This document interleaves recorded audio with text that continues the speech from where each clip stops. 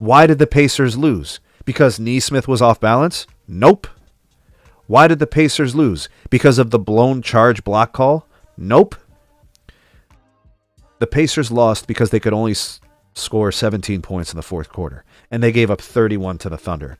And the Pacers had several turnovers in the fourth. And they were taking shots and missing them, getting second chance opportunities, and still not scoring. That's why the Pacers lost. The Pacers did not lose because of calls or non-calls against SGA. Absolutely not. No way. If you are looking for bailout calls in the playoffs or in the NBA Finals, you are playing with fire.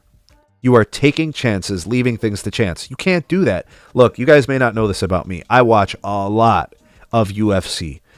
The UFC is a mixed martial arts promotion where you have some horrible judging. I'm sure you guys have seen some boxing matches where the judging was just atrocious. You look at the scoring card and you're like, what the hell? In the UFC, when you watch a championship fight, 5 rounds, you need to win that fight in a way that is so dominant that you leave the judges with no options but to award you the rounds and the win. And quite often, if you're going to beat the champion, you are the challenger, and you're going to beat the champion, you have to knock them out. You have to finish them. A submission, a knockout, something so substantial that it's not up to the judges. The ref has to stop the fight and say, no more, it's over. That's how these types of games need to be approached.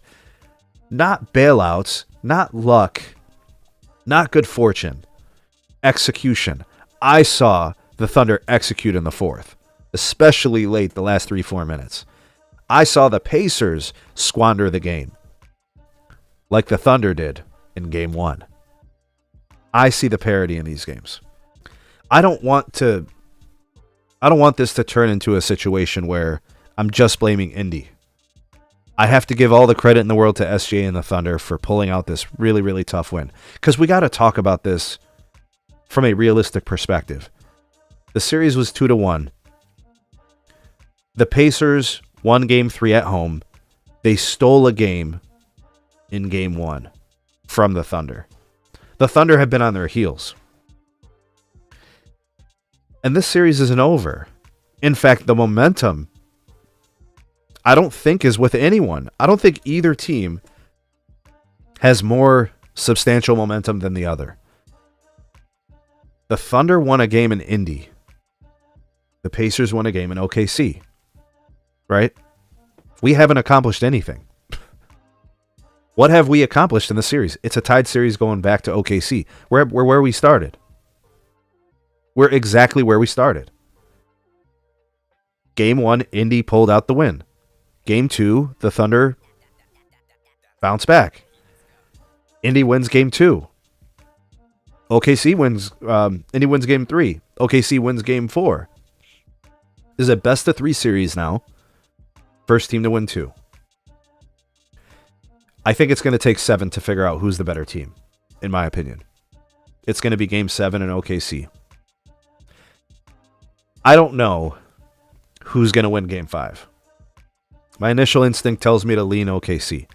But then I think if OKC wins game 5, I think Indy wins game 6. So we have game 7. If Indy wins game 5, it gets really interesting game 6 in Indy. Like, whoa. Like, that would be crazy. I don't think the Pacers want to go to a game 7. I think the Pacers are thinking, we need to get an upset in game 5, and let's close them out in game 6. The Thunder, they have more wiggle room. Right? They could win game 5, lose game 6, and they'd probably feel pretty good about their chances in game 7. But you can't leave it to chance. The winner of game 5 is one of the most telling statistics in NBA Finals, I guess, historical context. Winner of game 5 in a tied series wins the series 98% of the time or 99% of the time, whatever it is. It's super high.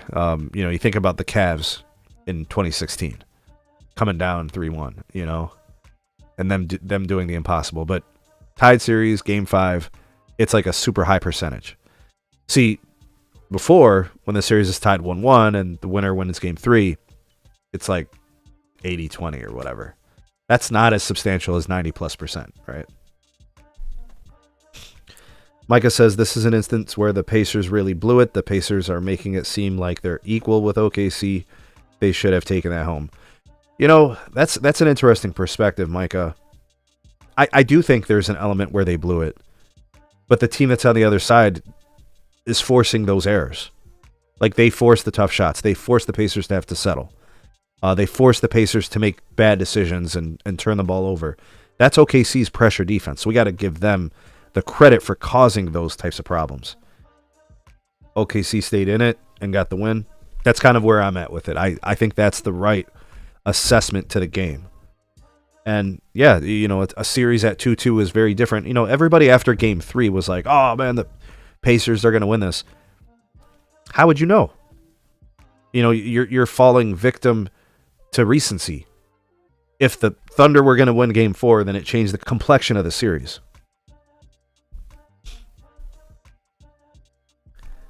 Yeah, so we got this thing going back to OKC. I think the game 5, I think, is Monday night, if I remember correctly.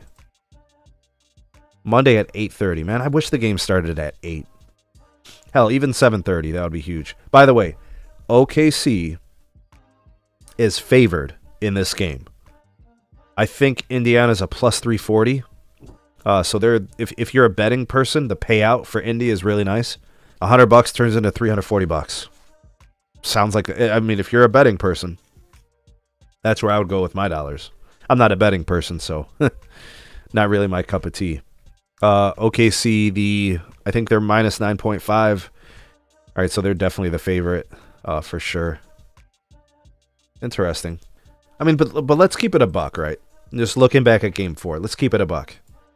Micah, you're in the live chat. You can kind of answer some of these questions, right? You can answer some of these. I'm going to name off some players and discuss their performance, and you tell me if that was good enough, right? I'm going to talk Indiana Pacers. Pascal Siakam, 20 points. 6 of 15 shooting, 2 of 6 from 3. Is that good enough for Pascal Siakam's standards? Defensively, he was phenomenal. 5 steals and a block. He had 8 rebounds. He was excellent. Those are effort plays, right? Nobody's going to question his motor. But is 20 points enough from Pascal Siakam at this point, at this stage of the NBA Finals?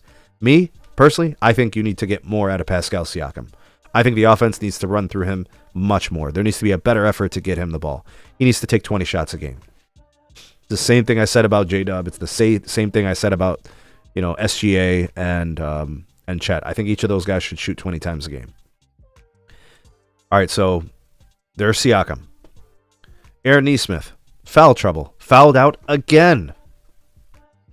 You got to play fundamentally quality defense where you're not reaching, where you're not drawing fouls, putting your team in a precarious position where they're getting the other team in the bonus and you're giving up free throws. And the Thunder are like the best free throw shooting team, apparently. 90% from the free throw stripe. I don't think Nesmith played well enough. 30 minutes of action, fouled out. The rebounds are lovely. 9 rebounds, 4 of them offensive. This is great, right? That's his, and he got a steal and he plays hard defense. I just need him to play more careful on the defensive side of the ball. You don't want to put your team in a tough position. Miles Turner, 3 of 10 shooting, 0 of 6 from 3. 2 rebounds. 2 rebounds for Miles Turner. He was basically benched for Obi Toppin. Basically. Not good enough. Miles Turner was killing the Knicks. Killing the Cavs. Killing the Bucks. But he ain't killing the Thunder. No. Not as impactful against the Thunder. Andrew Nembhard, 10 points. Played 36 minutes. I mean, a decent game. Mr. Tyrese Halliburton. Mr. Oh, love the critics. They help motivate me to win and beat grade and blah, blah, blah. Yo, you had 10 points in the first 3 quarters. That's not good enough. 1 for 7 from 3. 7 of 15 overall. 5 turnovers. By the way, Andrew Nembhard had 4 turnovers. That ain't going to get it done. Mr. Tyrese Halliburton, 5 turnovers. That will not get it done. I get it. He had 7 assists, and he's an assist guy, right? Typically, he has like 10, 12, 14 assists in a lot of the bigger games. I don't think Halliburton was that great. I got smoke for Halliburton. I got smoke for Miles Turner. Maybe Miles Turner is injured. I'm hearing some rumblings of him possibly being injured. I think Obi Toppin was fantastic. He's the reason Miles Turner got benched. Kind of gave my take on, Neesmith. McConnell was good, but he wasn't as impactful as he was in Game 3. Benny Mathurin. He missed three foul shots in the fourth quarter. Bad. So, you tell me, Micah, who inspired you from the Pacers last night? Outside of Obi Toppin, who inspired you? Because maybe Pascal Siakam. I think he played inspired basketball for most of the game, on most aspects of the game. But that's it. That's not enough to beat the Thunder. It's not. No way.